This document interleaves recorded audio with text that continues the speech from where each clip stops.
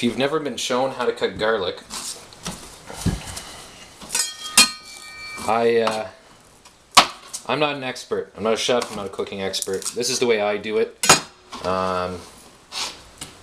It does make it a lot easier, I find, than the ways I used to. But some people like just slicing it straight on. Me, I crush it first. Take the flat of the knife, like that.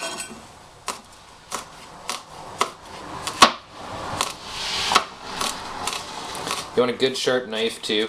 I use crappy knives all the time because good sharp knives are expensive to buy. My wife got me this really cool KitchenAid knife, which got to keep it sharpened obviously, but no, it's way better than what I used to use.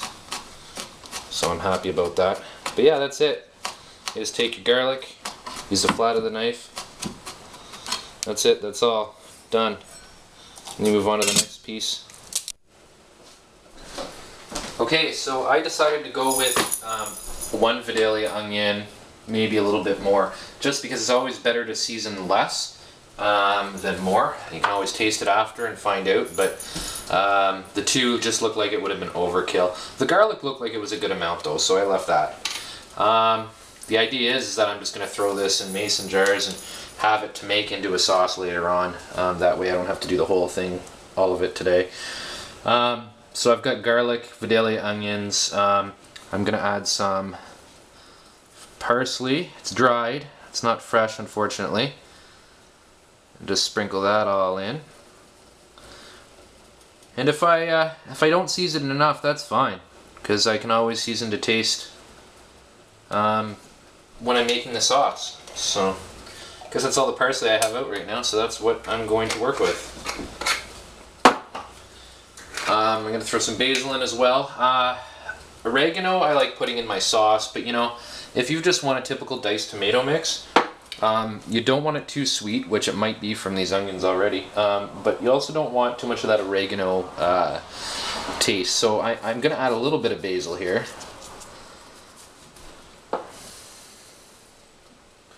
I don't know, this looks like maybe 3 tablespoons in total I'll put in.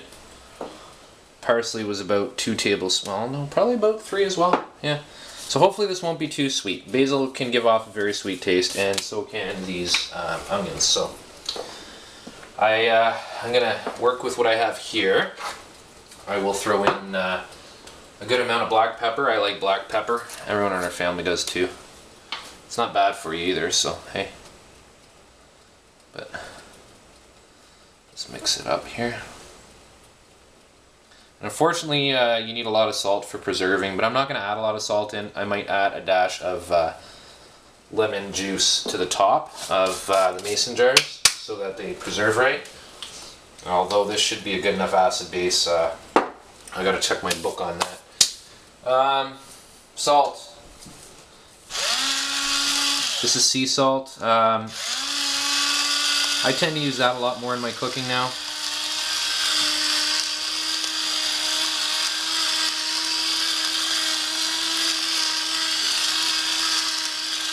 It's just as healthy as normal salt, so that being said, it's not very healthy, but you do need a lot less, they say, for the same amount of salty taste. So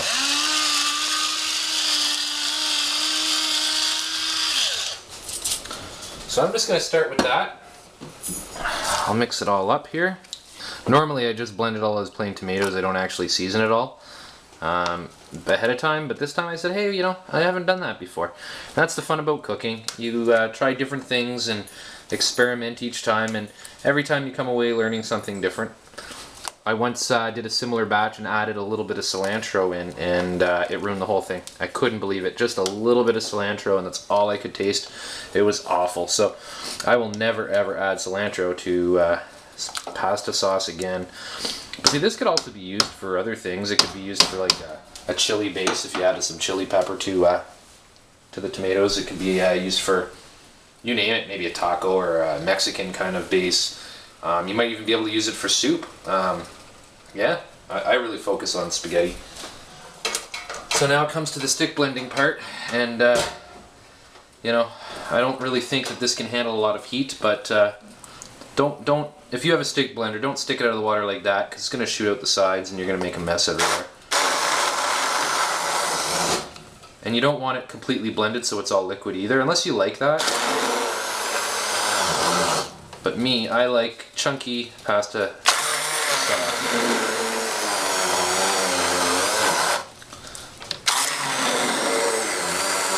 Okay, so as you can see, there's still chunks.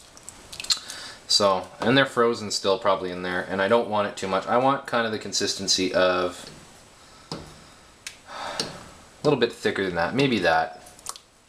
That's more saucy.